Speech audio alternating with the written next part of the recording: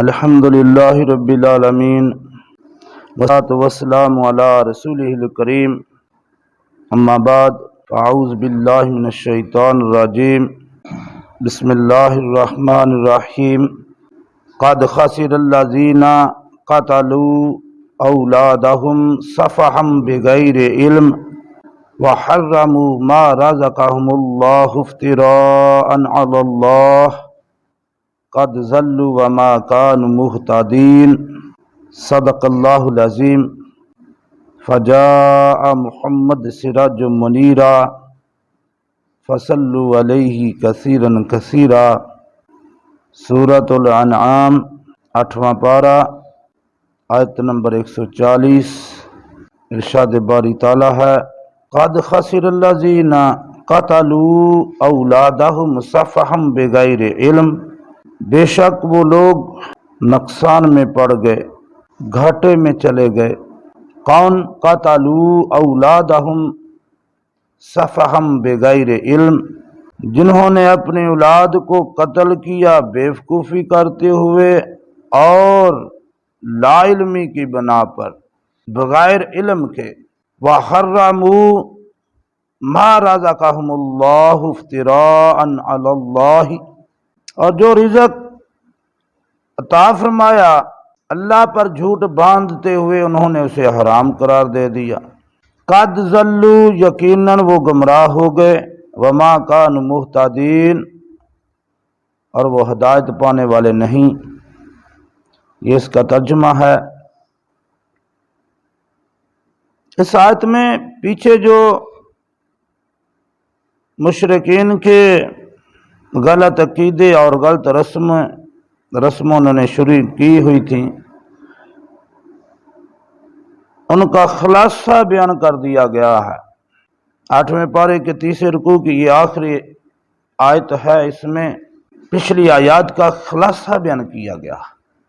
قتل اولاد صرف عرب میں ہی نہیں تھی، بلکہ یونان، ہندوستان، روم اور دیگر بہت سے ملکوں میں اولاد کو قتل کیا جاتا تھا۔ آج تو اولاد کی قتل کی جدید صورتیں آ گئی ہیں نا، وہ میں نے پچھلی آیت کی تشریح میں بیان کر دی۔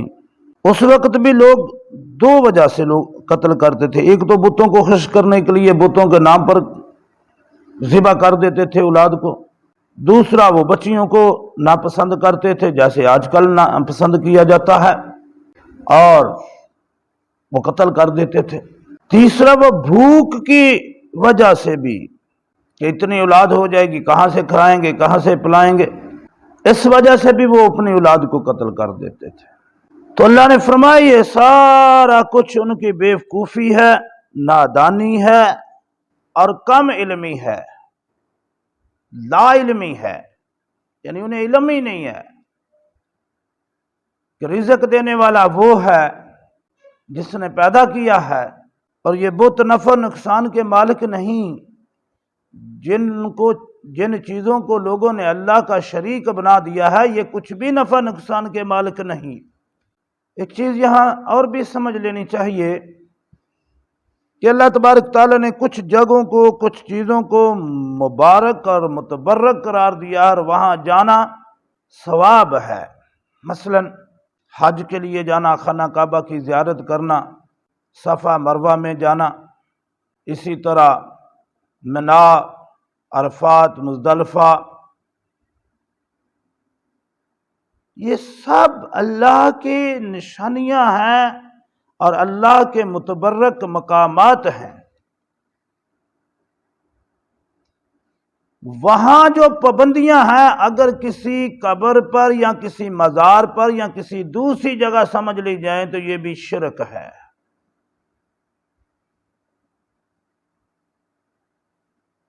مثلا خانہ کعبہ کا بس طواف ہے، اگر کسی قبر کا طواف کیا جائے تو یہ شرک ہوگا، اور یہ ہوتا ہے، ہمارے ادھر پاکستان میں بھی ہوتا ہے۔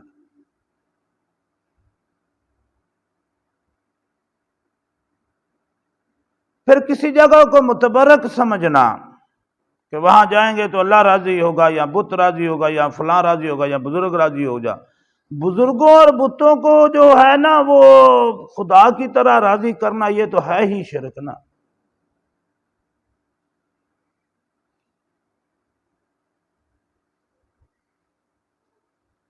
عقیدہ میں نے پہلے بھی بتا دیا کہ ہاں اللہ کے ولیوں سے، اللہ کے نیک بندوں سے دعا کروائی جا سکتی ہے، لیکن دعا قبول کرنے والا پھر اللہ ہے۔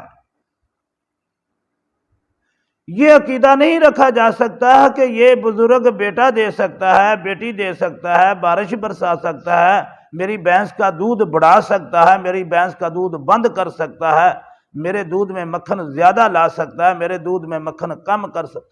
یہ سب شرک ہیں۔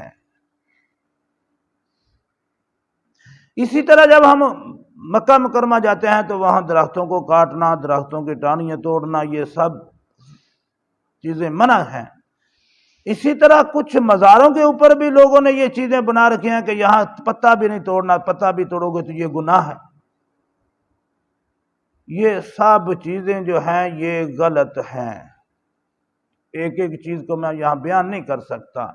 یہ ساری خرافات جو شروع کر دی گئی ہیں یہ سب غلط ہیں، گناہ ہیں، شرک ہیں۔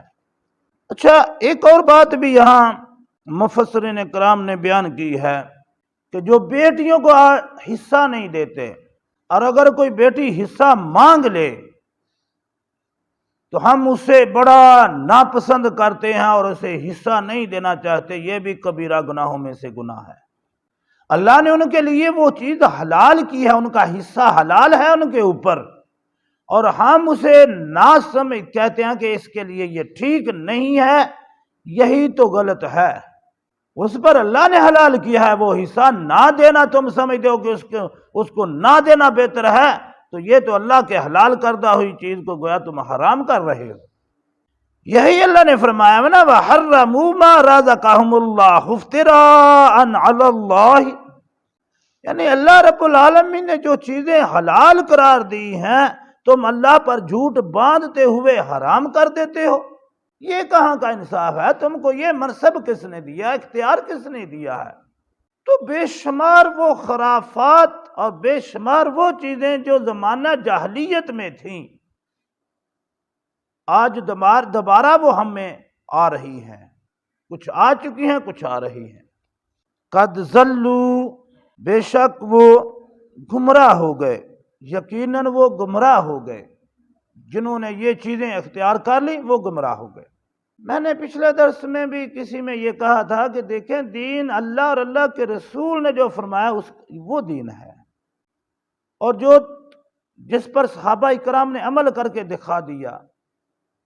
جو چیزیں ایسی آئیں کہ ان کے اوپر فقہی مسائل جو ہیں وہ فقہی علماء نے اور فقہی اماموں نے قرآن و سنت کی روشنی میں وہ مسائل اس سے اخذ کیے۔ یہ جو فقہی امام ہیں انہوں نے اپنے پاس سے کوئی مسئلہ گھڑا نہیں، یا کوئی نئی چیز لے کر نہیں آئے، یہ بھی ایک مغالطہ ہے۔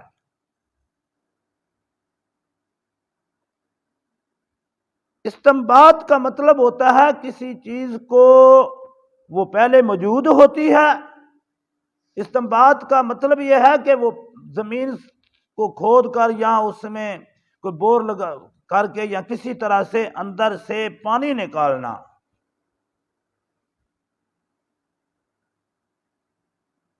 اس کو استنباط کہتے ہیں۔ تو جو فقہا ہوتے ہیں وہ پانی تو پہلے جیسے موجود ہوتا ہے، وہ مسئلہ تو پہلے ہی موجود ہوتا ہے، لیکن عام لوگوں کی نظروں سے وہ اوجھل ہوتا ہے۔ جو فقہا ہوتے ہیں وہ استنباط کر کے اس مسئلے کو باہر نکال کر لوگوں کے سامنے رکھ دیتے ہیں، وہ لوگوں کو بھی نظر آ جاتا ہے کہ واقعی یہ تو یہ ہے۔ جس طرح ایک بور کرنے والا یا کوئی کنواں کھودنے والا کنواں کھود کر نیچے سے پانی نکال کے دکھا دیتا ہے، لو جی یہ ہے پانی۔ استنباط کا مطلب یہ ہے۔ تو وہ سب بھی دین میں شامل ہے، انہوں نے کوئی نئے مسئلے نہیں گڑھے۔ ہاں اگر کسی کا کوئی مسئلہ قرآن و حدیث سے ٹکراتا ہے تو وہ رد ہے۔ کسی کا قول، فعل، عمل کسی کی بات، کسی کی تقریر کا کوئی حصہ اگر قرآن و حدیث کے خلاف ہے تو وہ رد ہے، خواہ کوئی کتنا ہی بڑا کیوں نہ ہو۔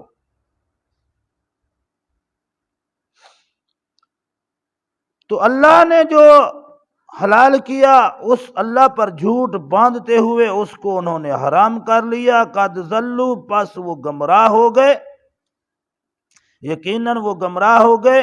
وما کانوا مہتدین، اور یہ ہدایت پانے والے نہیں ہیں۔ کیوں ہدایت پانے والے نہیں؟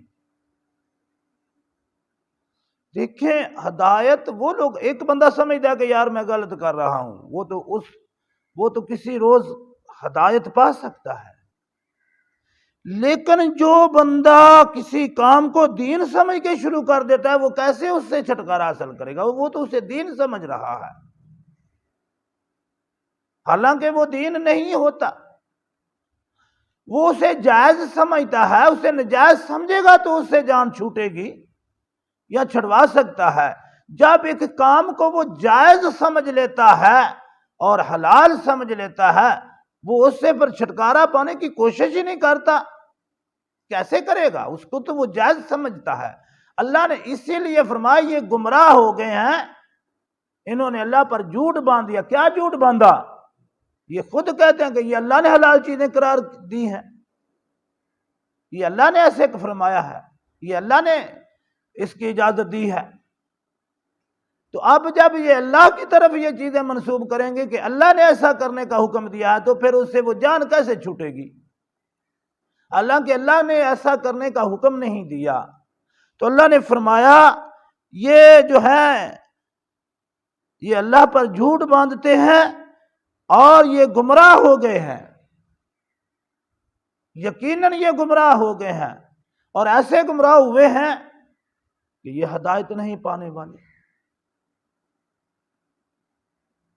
کیونکہ وہ جو گمراہی والا راستہ انہوں نے اختیار کیا ہے، انہوں نے یہ خیال کر لیا ہے کہ یہ اللہ کا بتایا ہوا ہے، ہدایت کیسے پائیں گے؟ اللہ نے تو یہ نہیں بتایا۔ یہی چیزیں آج ہم اپنے اندر دیکھ رہے ہیں، آج بہت ساری چیزیں ہمارے اندر آ گئی ہیں جن کو ہم دین سمجھ کر دین کا ضروری حصہ قرار دیتے ہیں، بلکہ کچھ چیزیں تو ایسی ہیں جن کو ہم دین سے بھی زیادہ ضروری سمجھ بیٹھے ہیں، حالانکہ ان کا دور تک بھی دین سے واسطہ نہیں۔